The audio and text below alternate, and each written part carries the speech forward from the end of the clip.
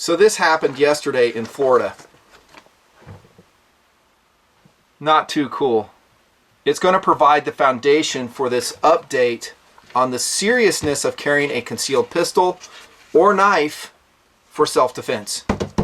You're watching TNP, of course, and this is at the heart of what I'm about. Protecting yourself, protecting your family, protecting your fellow man. But first, a story. By the way, I recommend holding off on the comments until perhaps the end of the video, because I'm going to cover a lot of things. I may answer what you're getting ready to type out right now. Be patient. First, the story. Headline: Florida man accused of fatally shooting father in front of his family during road rage incident. A man was charged with second-degree murder after a road rage altercation turned deadly in Beverly Hills, Florida last week. Robert Doyle, I'll throw a picture of this dude up there, cop picture, is accused of shooting and killing Candelario Gonzalez during an alleged road rage incident on Thursday night, deputies said. Doyle was in his car with his wife, while Gonzalez was driving a truck behind him with his wife, daughter, and grandson in the vehicle at the time, according to such and such. Both families called 911 during the altercation. I've talked about that. Oftentimes it'll be a race to the authorities to see whose story is believed, trying to exonerate their actions. That's what happened here. Gonzalez had called police and reported that Doyle was driving like an idiot, in quotes. We're going to follow him right to his house, Gonzalez told the 911 dispatcher. The dispatcher, wisely, urged them to go home, but they insisted on stopping at the house to get Doyle's address. I'll comment on this in a sec. Doyle, who was on the phone with 911 at the same time, told the dispatcher Gonzalez was trying to run him off the road, in quotes. They're following to my house and the guns are already out, Doyle told the dispatcher, adding he had his gun, quote, cocked and locked. He actually told this to the dispatcher. As the cars continued down the road, both cars stopped in front of Doyle's home. Seconds later, Doyle reached his driveway and Gonzalez exited his truck, according to such and such, W-A-T-E. Son of a bitch has a gun. Get somebody here now, Kathy Gonzalez, the victim's wife, told the dispatcher. Seconds later, Doyle fired multiple shots. This is Doyle. You'll see a screenshot too. An eyewitness said Doyle shot Gonzalez as he was backing up. Doyle's wife claims Gonzalez was charging her husband. While we were in our yard, he stopped in the middle of the road and came after my husband, Doyle's wife said. As Gonzalez was lying on the ground, Doyle forced the victim's family out of the car and held them at gunpoint until police arrived. That son of a bitch is making me get out of the car with my daughter. You got to help me, please, Kathy Gonzalez told the 911 dispatcher. Gonzalez died at the scene. Doyle is currently out on bond. Now, this is early in the story. It happened just yesterday. Facts can change, and the initial report we just read there could be completely off. It's a good foundation to, again, visit the seriousness of choosing to carry, in this case, a pistol for self-defense. We've been operating in the internet for 9 years, thereabouts, TNP. I think I was one of the first voices to ever talk about this subject. After that, all kinds of blogs, forums, other YouTube channels came out and discussed it as well. And what I'm specifically referring to are two videos I posted way back when. One is Obligation of Carry. You'll see it at the top. Still has great philosophy in it, I think, for both experienced and new concealed carry permit holders, and also the concealed carry protocol. I wouldn't change a thing I said in those videos. The philosophy still plays. I will echo some of it here. Okay, and we're going to kind of dissect this a little bit. I don't want to get in it too much. About two guys were pissed off at each other in traffic. One obviously has a handgun. He's telling the dispatcher on the phone that basically he's getting ready to shoot this guy. When you're saying, hey, my gun is cocked and locked, I'm pretty much going to use it, is what you're telling the dispatcher. In my opinion. Someone dies. Boom. Not good. what I was going to say, in working in the internet for the years that we have, we've kind of seen, since I originally posted those videos, a very cavalier attitude towards CCW, CCP emerge. And why don't we just roll in the knife, can we? Because if we're talking about lethal force, we're talking about this too, right? Cold steel espada. This is the one I showed in Closed to Engage, man. It's just as deadly, if not more deadly than a gun. So it's not just the knife. It's not just the gun. It's anything that can end a person's life is what we're talking about. But for the simplicity of the video, let's just say concealed carry permit holder pistol. Okay?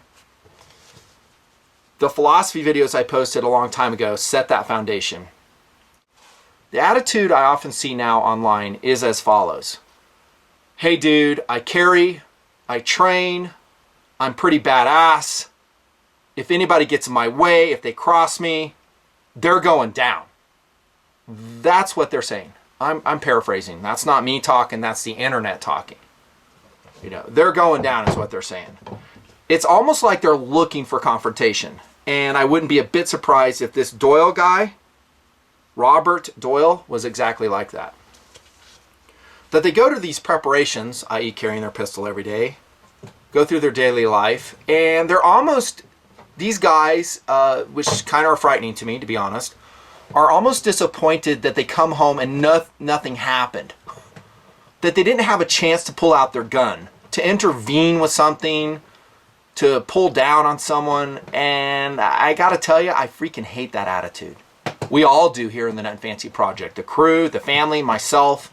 We've seen stupid comments under my videos, and I kind of want to squash that a little bit with this video. Carrying a concealed pistol is serious business, and you should really think it over. Let's start there. The seriousness of the decision. It's not for everybody. In fact, I totally respect an individual that's looked at it, considered it, and they come away and go, you know what? I'm not ready for the responsibility. I am a civilian. I'm not super trained in this. I don't feel super competent in shooting the gun, especially under stress. Maybe I'll make a mistake. I'll shoot the wrong person. My rounds won't connect where they're going. They sail over the dude. They hit an innocent bystander. I'm not ready for it. I'd just rather go through the other consequences, whatever they are, and not carry a pistol. I actually respect that attitude. Now, that same individual should respect the other people's attitude of, hey, I understand you, but I do feel ready, responsible, competent enough to carry, and I will do so, and you should support my right to do so. So it should be an understanding and a kind of a mutual support. That's what I'm after when it comes to decision to carry a pistol. What has happened again, getting back to that attitude, I'll call it the internet attitude of carrying.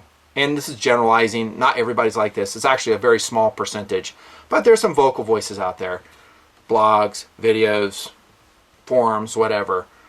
Hey man, I can't wait to use my gun, is what people will say. I wonder if they would feel that way if they had been engaged in multiple combat tours in Iraq and been in multiple, no kidding, Fallujah style firefights where they see their buddies get blown up.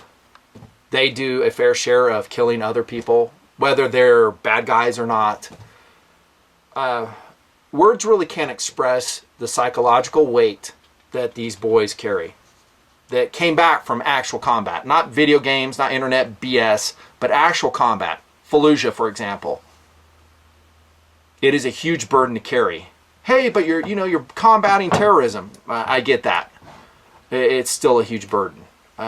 You do the best you can. These young kids are sent out. They make the best shots according to their ROE, which are in place. Sometimes they make mistakes. Sometimes innocent people get killed. Maybe they're children. Maybe they're women. Maybe they're bad guys. And they carry that weight. So if that's the case with a trained soldier with an established and supportive ROE, rules of engagement, how is it going to be easier for you as a civilian? Which you're pretty much out on your own, right?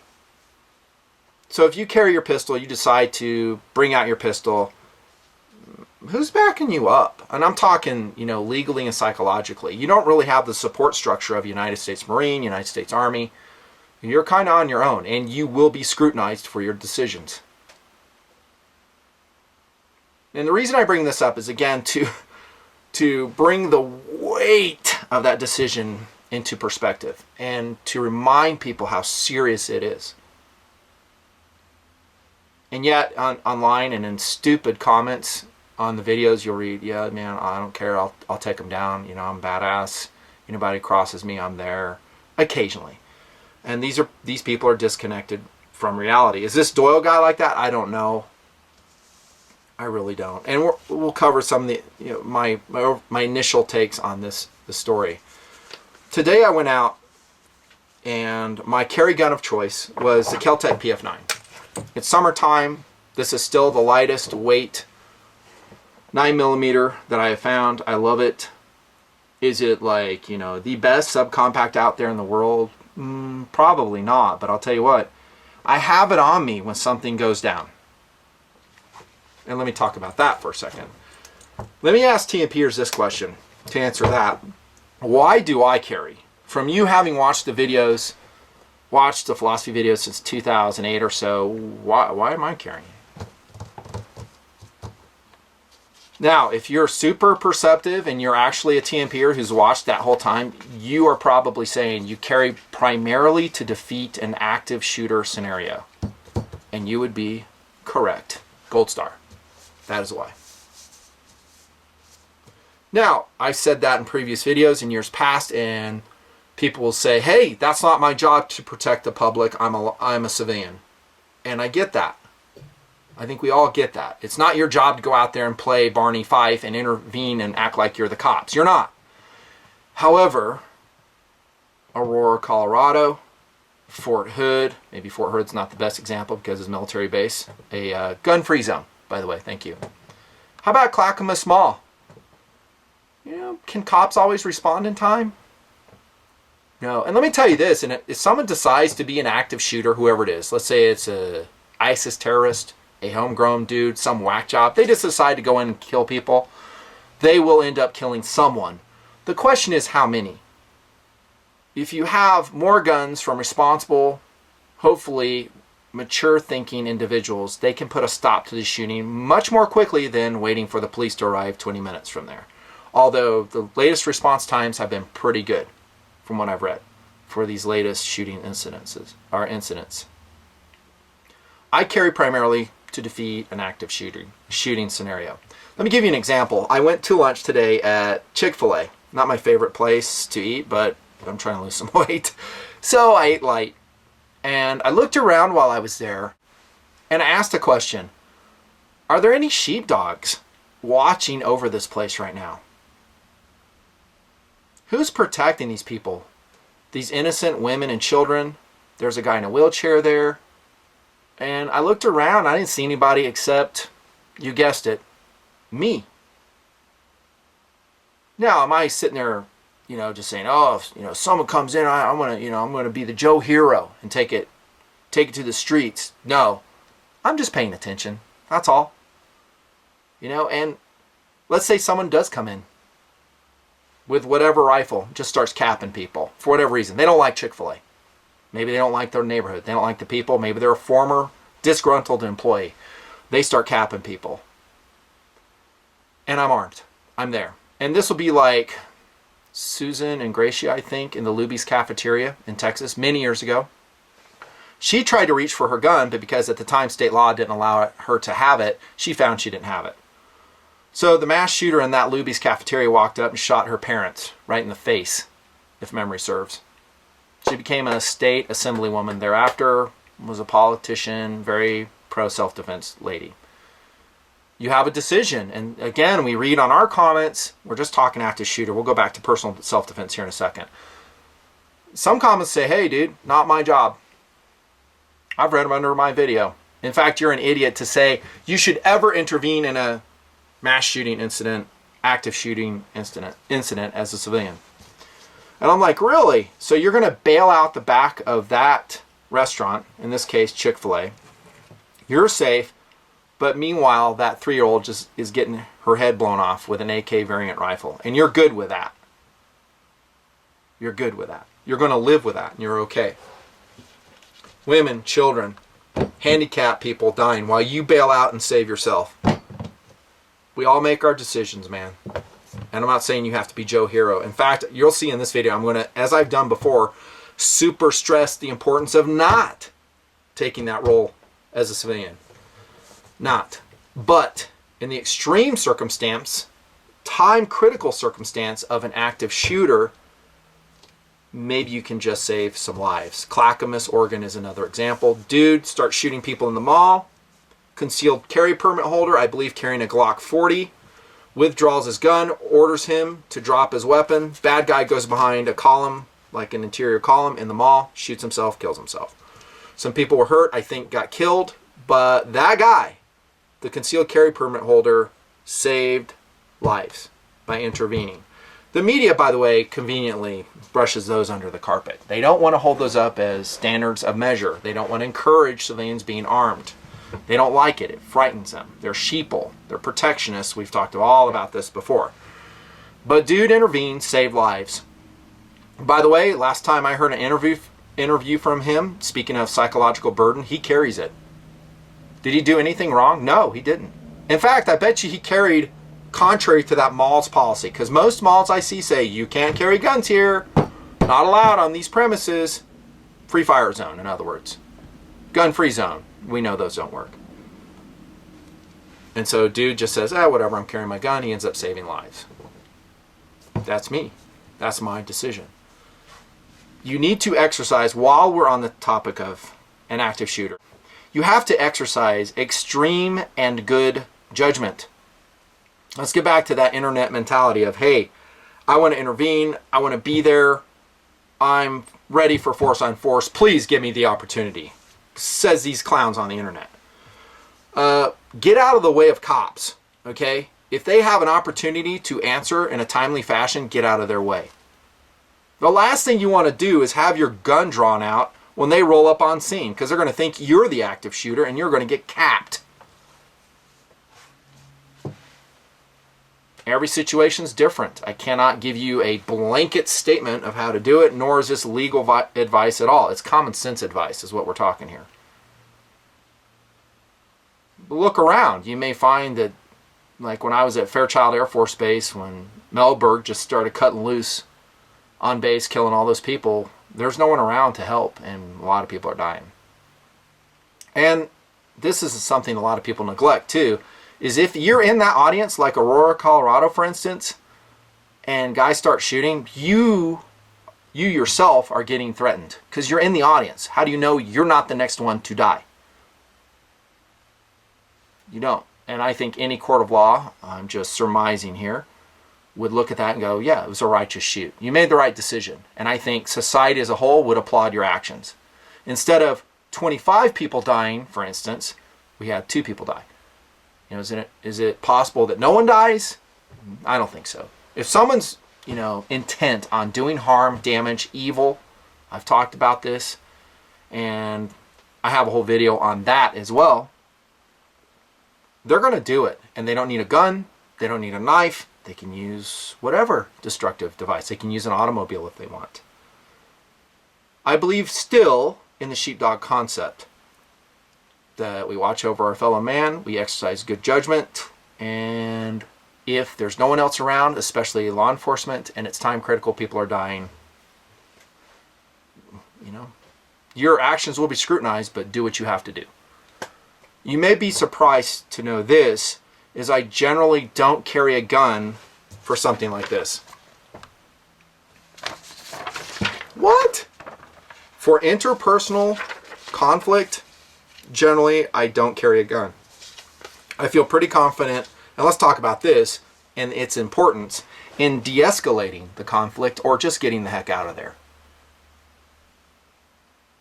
And if I can't get out of there, I'd much rather go to non-lethal or less than lethal.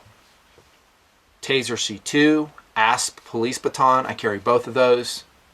And pepper spray, I can make all 3 work for me and take the dude down.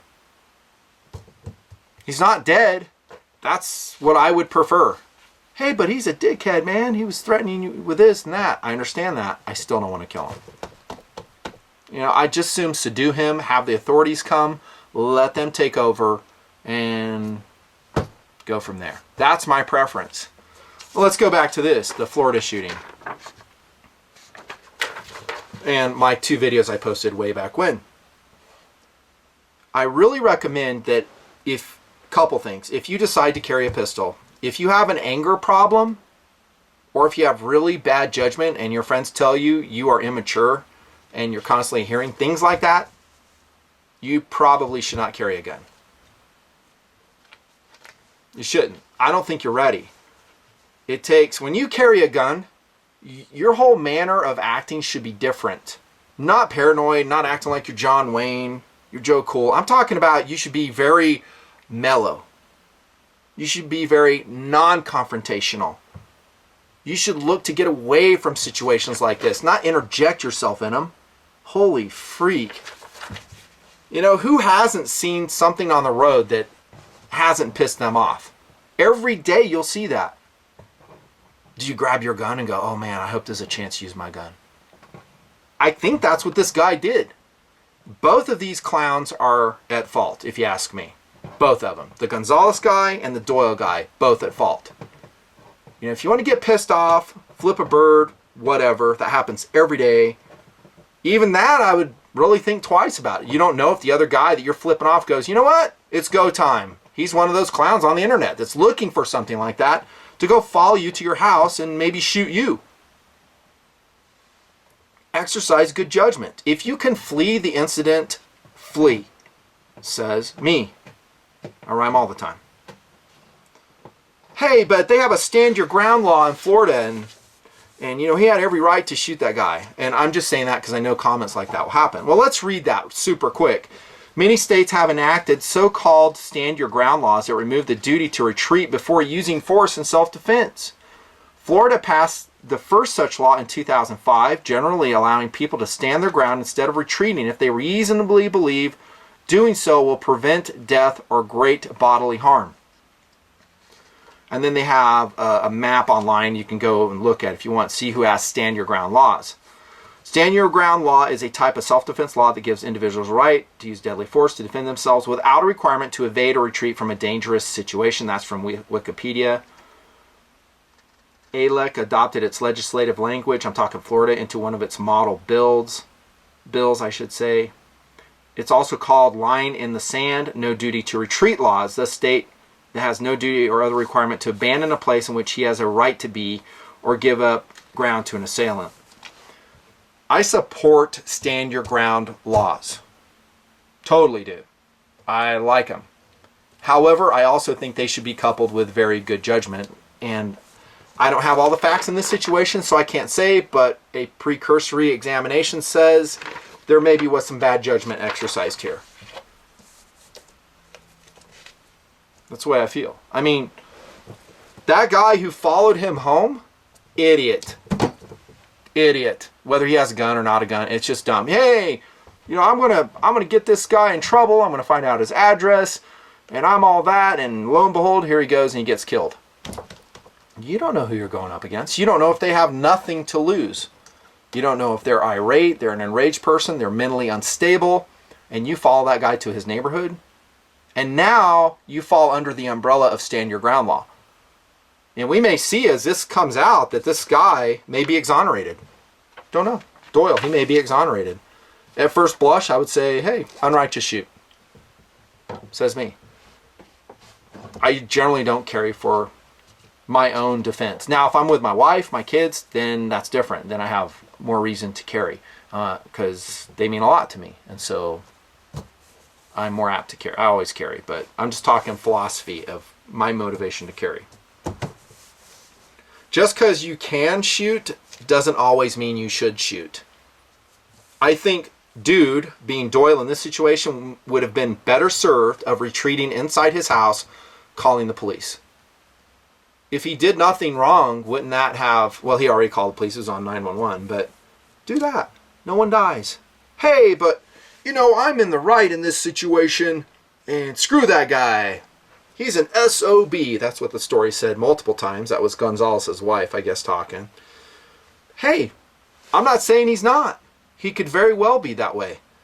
But you're talking a problem like this, way down here on the sliding scale of human problems, versus a problem like that. What? I mean, the scale's so high I can't even put my arm up high enough, of the legal, civil problems, lawsuits, charges you're going to face in doing this. Ask him now. He's incarcerated. This Robert Doyle. Ask him if he would have done something different. Don't let your pride make your decisions for you when you're a concealed carry permit holder. Be mature, be smart, de-escalate, defuse, run away. I've had incidents in traffic where I just book it. You know, I cut one guy off one time, my fault. I did it. I was in a hurry to get to work, cut him off. Talk about stand your ground laws, and this was in Utah, has a stand your ground law. I pull up, guy's pissed. And granted, I didn't cut him off that bad, but it was my fault. He gets out of his vehicle, true story, comes up, this was in the white Toyota truck, by the way, comes up to my window, and with both fists is like cussing at me, like, you MFer bum, get your ass out of there, get your ass out of there. My gun that day, Glock 19, sitting right next to me. Did the guy die? Nope. I didn't draw my weapon. Could I have and made the argument, hey, he was attacking my domicile, which at the time was my vehicle? Maybe. But he didn't present me with lethal force. I didn't see a weapon in his hand. And I'm looking. Light turned green. I didn't get out of the vehicle. I swallowed my pride. I drove away. And the guy's still alive because I made that decision. Maybe it didn't have to be non-lethal, or I'm sorry, lethal, because I did have a taser C2 there too. I could have rolled down the window, tased the dude, called the police, hey dude, he came and attacked me. That would have been more defensible and totally legal in that situation. Totally. Cops would go, hey dude, you should never got out of your vehicle and gone to that. Hey, but he cut me off. Doesn't matter. You don't go up to other vehicles because that's very confrontational. It's in your face, and then the stand your ground law comes into effect. You really need to understand that, everyone watching this video, is that Gonzalez guy, when he decided to go to that person's house and take it, you know, be like Joe Vigilante to get him in trouble, he's really on thin ice, and he found out the hard way. He's dead. You know, I don't think he should be dead for it, but don't go to people's house. Don't stalk people. You know, I'm a proponent of the stand your ground law, but what I'm saying is couple it with very, very good judgment. De-escalate. I'd much rather go non-lethal. And I also have another video out posted eons ago called The Force Continuum. Still plays. I love the philosophy in that video as well. Saying you don't always and shouldn't always resort to your pistol. This is a favorite carry piece of mine. Glock 26. Riding in a Galco Classic light holster. Link at the bottom. Man, I love this gun. Love it, love it, love it. But if I get in trouble, if I feel threatened, am I just immediately going to draw my pistol out, put it in the guy's face, and go, hey, raise your hands, I'm calling the police? No. Use judgment. Sometimes, not always, I'll have a force continuum. Maybe it's hand-to-hand. Maybe it's that ASP police baton, C2, pepper spray, something along those lines. I think your best option, and I can't stress this enough, is to get out of there. If you've offended someone, see if you can de-escalate it. Apologize. Say, dude, I'm sorry. My fault. I cut you off. I'm sorry. I'm sorry. I'm having a bad day. Have a nice day, sir. Don't you think this situation would have turned out so much better if one of those people had done that? Instead of letting their pride take over, trying to punish the other person? Look what happened. Damn. People. De-escalate, man. And on the internet, though, you're going to read in forums. You're going to read in video comments. Hey, you know, I have a right to defend myself. Anyone crosses me, I look forward to shooting them. I have the right to shoot them. That's what they say. And if you read between the lines, they're actually looking for that opportunity. You know, for a long time in TNP, I've been saying, trying to ground people in the seriousness and the dreadfulness of lethal force.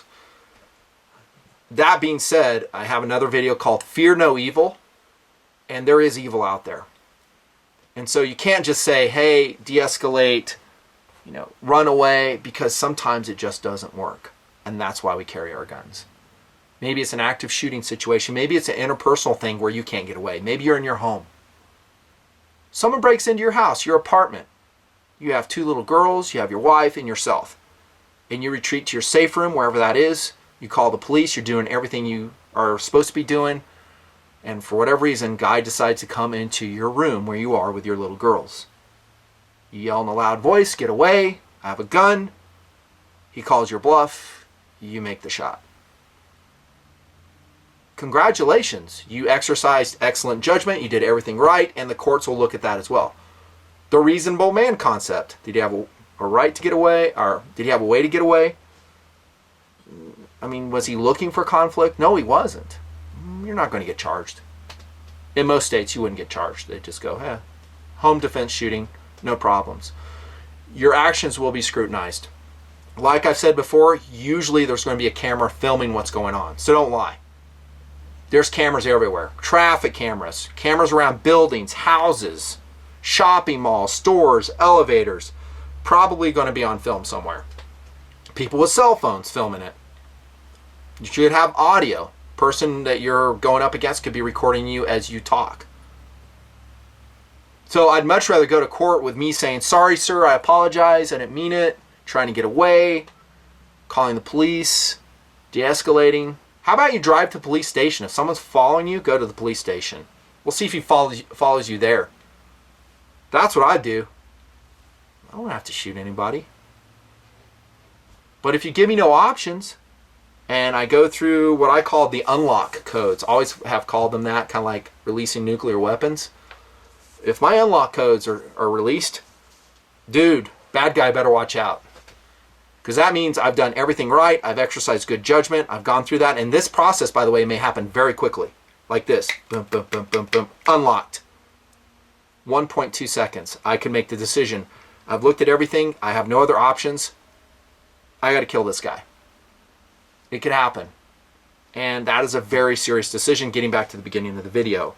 Are you ready for the seriousness of carrying a pistol?